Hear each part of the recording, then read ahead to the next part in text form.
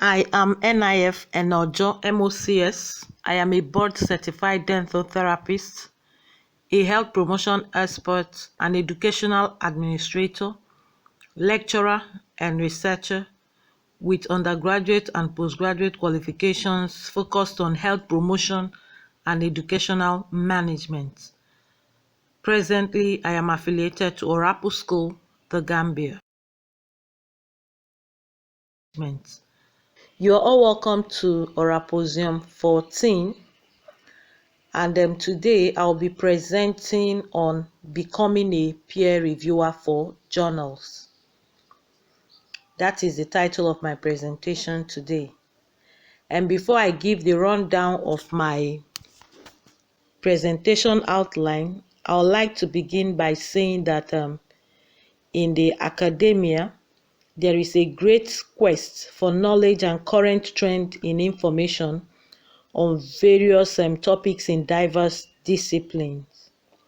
So researchers are seeking scientific sound information to build their literature reviews.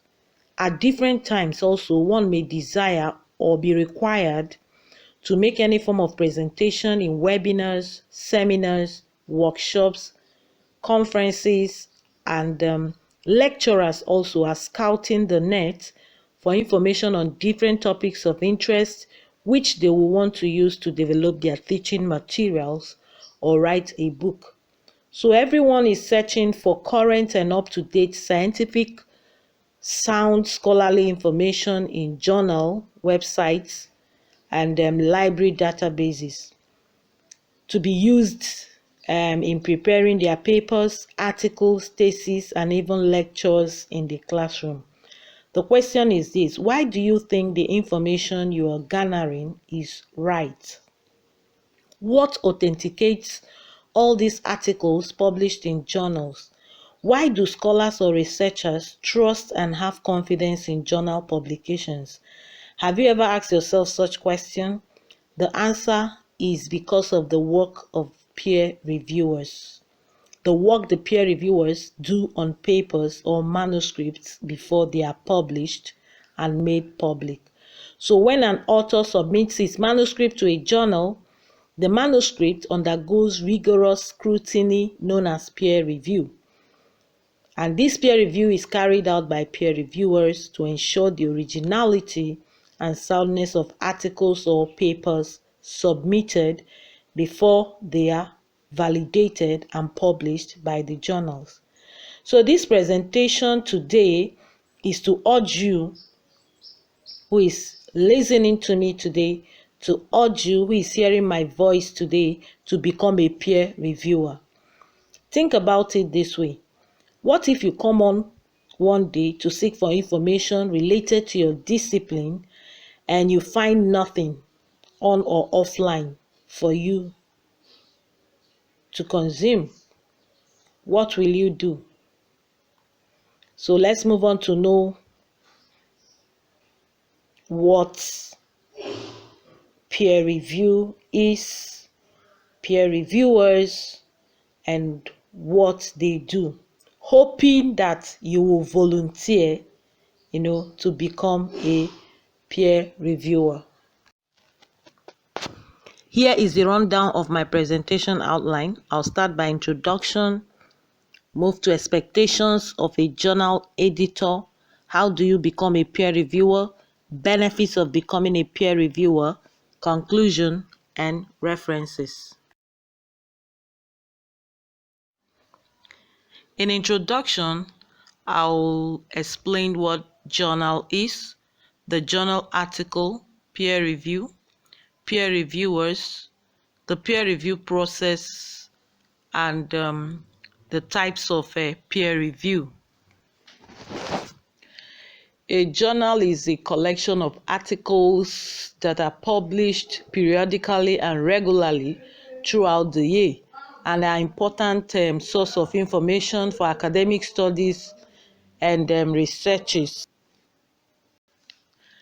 And a journal article is a piece of research, usually scientific or scholarly article, published in a peer-reviewed reviewed academic journal.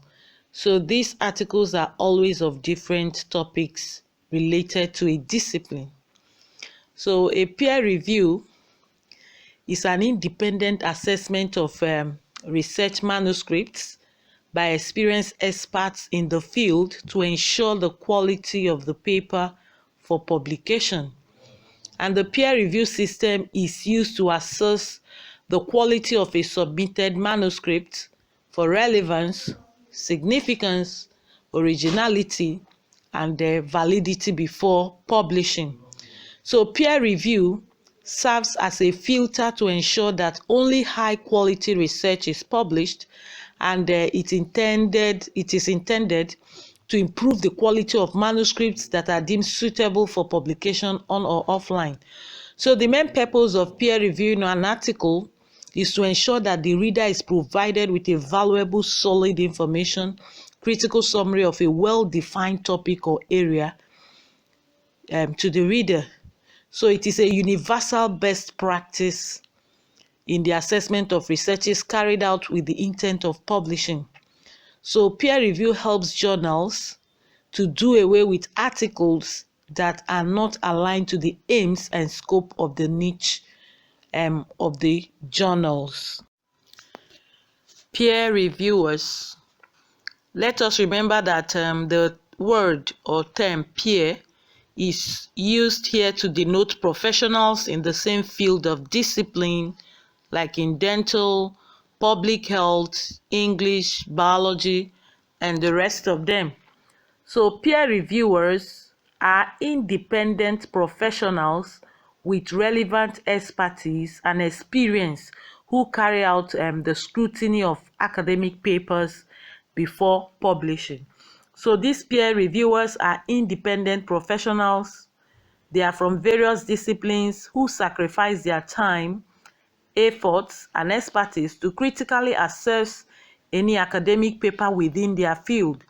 They do this to ensure the originality, authenticity, appropriateness, accuracy, and niche soundness of all articles published in any type of journals in various disciplines and professions that they represent. So these peer reviewers, they validate manuscripts before they are published. That is why when you lay hold on articles published by most journals, you are holding an authentic and up-to-date information as at the time it was published. So peer reviewers are not paid for their work, but they are rewarded in many other ways, and we will come across that later. So there is a high demand for them. The peer review process. The peer review process or publication process of an article, what actually happens with the manuscript before it is published. So first, the author sends his paper. As you can see on the slide, the author sends his paper or manuscript to a journal. Once the manuscript is submitted, it goes through a preliminary screening by the editor to assess whether it matches the scope and standard of the journal and whether it has scientific merit. If the manuscript clears the initial screening stage, the editor then selects about 2 or more reviewers and sends the paper to them for a detailed review.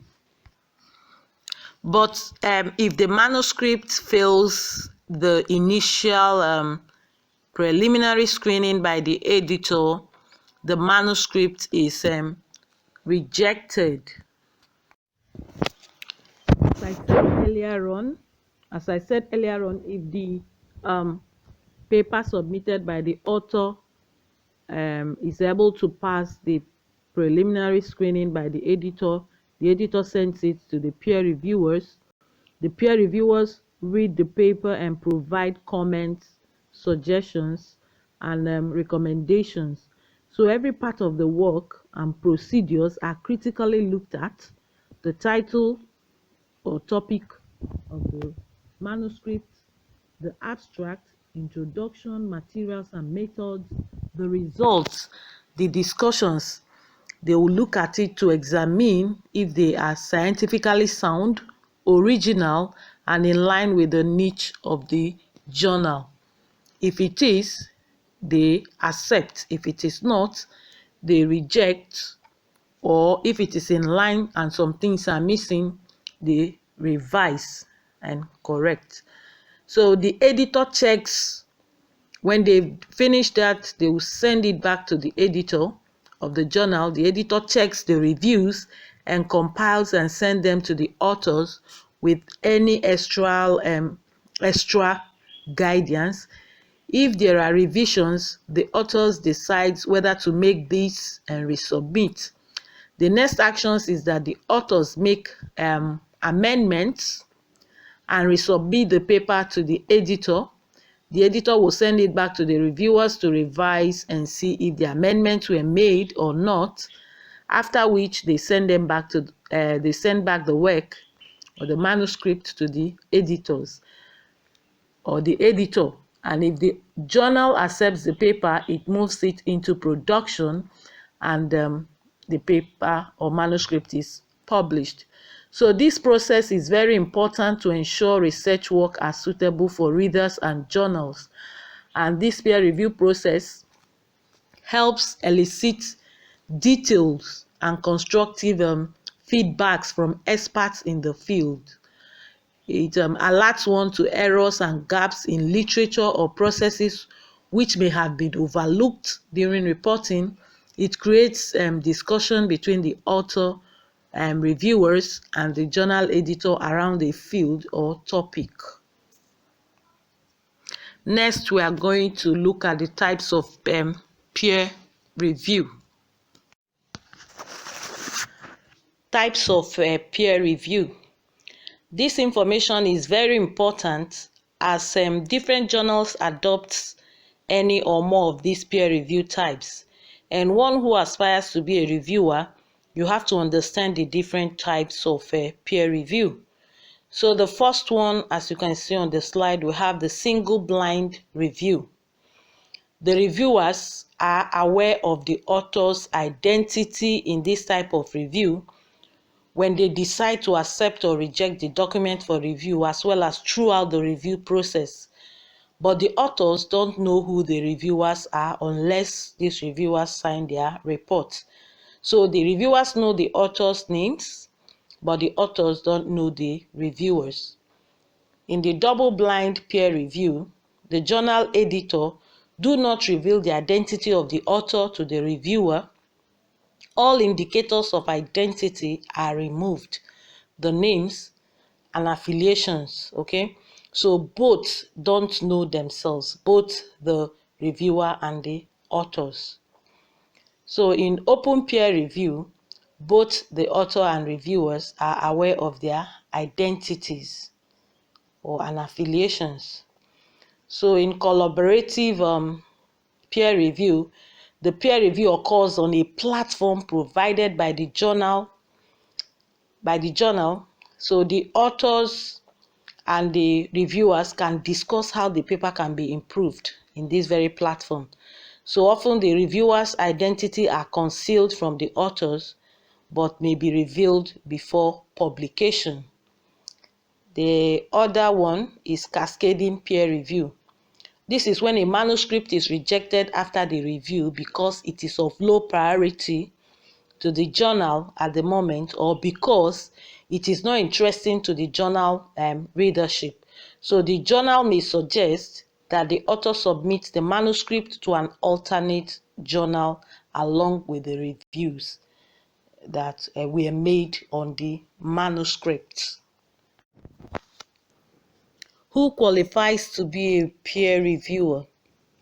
Since you'll be contacting some editors, you have to ensure you have the skills of a reviewer. You have to be an expert in the field.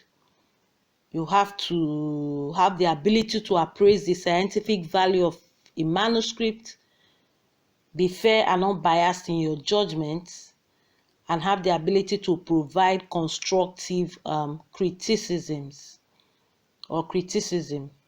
So expectations of a journal editor.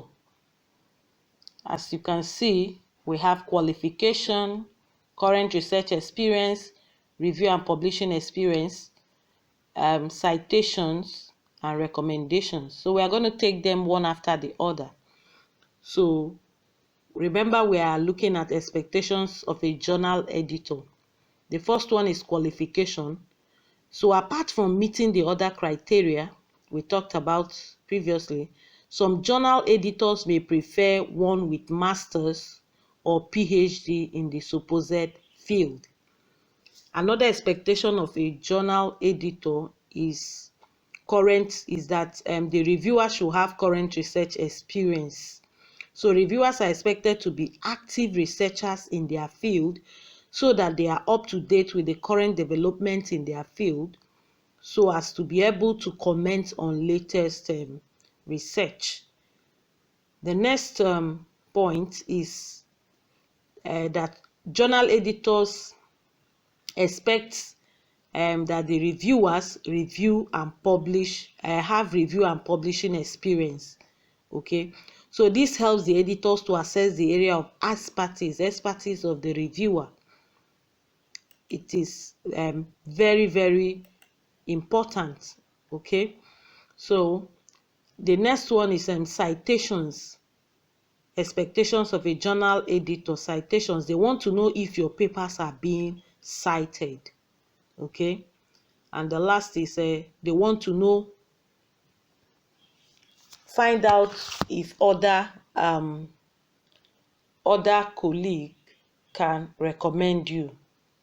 That is, recommendation has to do with when other colleague can recommend you. If you're recommended to them, they may consider you. So when you come on board, the editor expects that a peer reviewer should be willing and available and can keep to deadline. How can you become a peer reviewer? One of the ways is that you can start by building and updating your profile. Make known your area of expertise, your research area. Create your profile in platforms like O.C.D and Publons, in platforms like LinkedIn, ResearchGate, Reviewer Credits. Editors can find you there. Another way you can become a peer reviewer is to reach out to journal editors and establish contact with these journal editors. Okay, so journal editors are always looking out for new reviewers, especially those with expertise in areas underrepresented in their journal's pool of contacts. So if there is a journal that you read regularly, email the editor directly. Tell them about your areas of expertise, your publication records, and your interest in reviewing. If you attend any academic conferences, these are good opportunities to meet editors who might be looking for new reviewers. You can email the journal editors expressing your interest. Okay, then the next one is seek recommendation from your superiors. Very important. Okay, that is by your superiors I mean your senior colleague. Is there someone who knows your work and is already involved with a journal, or is he or she does he or she review regularly? Ask whether they will be willing to pass on your details to the editor. They may also have some useful experiences from when they first became a reviewer, which might be helpful. The next one is another way is to look out for invitations for reviewers from journals and reach out. Okay, you reach out to them, that is to the journal editors. Okay, this happens when a journal is expanding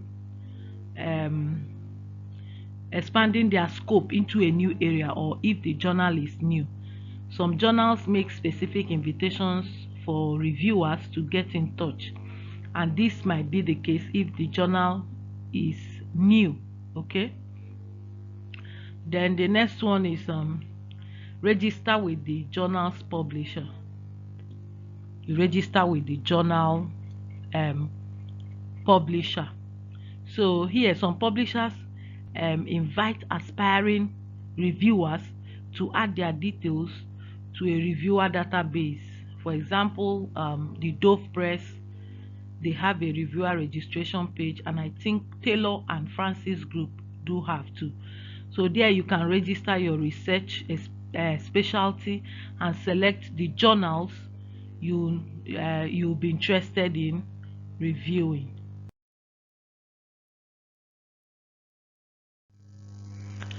We still continue on how do you become a peer reviewer. Another way is to collaborate with other reviewers with reviewing experience. Ask to work with them on a review. You can ask a senior colleague with experience of reviewing whether you could work with them on a review. Next is to enroll in mentoring schemes.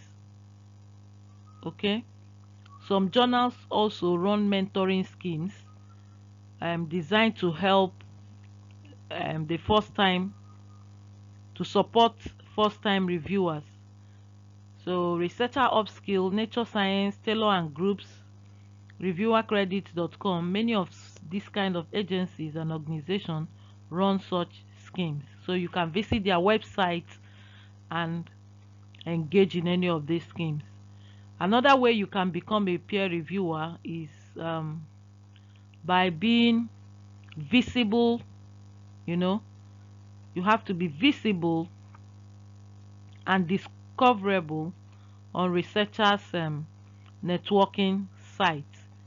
Okay, networking sites such as ResearchGate, academia.edu, this kind of site give opportunities to peer reviewers for them to build a profile that editors who are looking for new reviewers can find. So make sure that your profile includes lots of details about your current areas of research. You should also add links to any published journal articles or books. Another way you can become a peer reviewer is to write a paper. Publish high quality manuscripts in reputed journals, because these journals add authors who have published with them to their database of reviewers. So submitting a research paper or book review is a good way to become part of a community, to become part of the community of a journal. So the editor may likely invite you to review when there is a submission of manuscripts related to your own topic. So it is important for you to understand how you could benefit as a reviewer, as this will be leading us to the next title, benefits of becoming a peer reviewer. So benefits of becoming a peer reviewer. How can reviewing help you? What do you stand to gain from becoming a peer reviewer, since we have concluded and we all know that peer reviewers are not paid? So climbing the ladder of success, in academia is not an easy task. And being identified as a reviewer is one of the ways for researchers to increase their visibility, credibility, and reputation. So peer reviewing helps reviewers to showcase their knowledge and insights. Okay, so what are the benefits? The first one is that is for career advancement. Okay, career advancement. Peer reviewing boosts your career, will always boost your career. So while a lot of reviewing is anonymous, there are schemes that are put in place to recognize the important contribution of reviewers. And these schemes include the reviewer list in journals, reviewer certificates, and Publon. Okay, you can also include your reviewing work on your resume. So your work as a reviewer may interest appointment or will interest appointment of position committees, promotion committees looking for evidences of services to the profession. So another benefit of becoming a peer reviewer is that you will have access to latest research. You will keep up with the latest research in your field. So as a reviewer, you get an early view of the exciting research happening in your field. Not only that, peer review gives you a role in helping to evaluate and improve this new work. Then the next one is increased visibility. Okay, becoming part of a journal becoming part of a journal's community is another way of making you to become visible. So many journalists are the center of a network of researchers. Many journals are the center of the network or a network of researchers who discuss key themes and developments in the field. So becoming a researcher, becoming a reviewer is a great way to get involved with that group. So this will give you the opportunity to build new connections for future collaborations. Okay, so being a regular reviewer may also be the first step to becoming a member of the journal's editorial board. Another benefit is that it improves your writing. It improves your own writing. So reviewing articles written by other researchers can help you, can give you an insight into how to improve your own writing. So the process of reviewing encourages you to think critically about what makes an article good or not so good. As you review more papers, you start to spot common mistakes. So this could relate to writing styles, presentation, or the clarity of explanations. You can then use this knowledge in your own writing and improve your chances of publication. Another benefit is prestige. It gives prestige. Okay, so since reviewers invest a huge amount of time and expertise in the review process, they are not paid. They can be rewarded by recognizing them, rewarding them non-financially by giving free assets. Okay, so some journals give peer reviewers 30 days free access to their journal content upon agreeing to review for them. So this provides reviewers with resources to assist in the creation of quality reviews. They can give them some discount. They can give some discount for reviewers. So a discount on purchase of books from certain publishers of journals or any form of subscription. Okay, some journals are you become part of them. You're able to access their materials when you subscribe. So one of the benefits a reviewer can get is that they may ask you can access it free or the subscription rate will be reduced. They also partner with some organizations like Publons and Reviewer Credits to acknowledge reviewers' valuable contributions, to academic research. So through these organizations, researchers can showcase a complete record of their reviewing activities as evidence of their subject area expertise. They can also earn merit points for their contribution, and if you have reviewed before, it helps your efforts not to go unnoticed and unrewarded. So when you register with Publons or reviewercredits.com, you have such benefits. Publon is just a commercial website that provides a free service for academics like you and I to track, verify, and showcase their peer review and editorial contributions for academic journals. It was launched in 2012 and was bought over by Clarivet in 2017. So other benefits, though we have mentioned them, is giving them positions on editorial board and every other benefits that they may deem fit, the journal may deem fit for the reviewers. So, in conclusion, I want to say that the academic world is awaiting your emergence. The academic world is awaiting your emergence as a peer reviewer so that the integrity of articles in your area of discipline will not be compromised.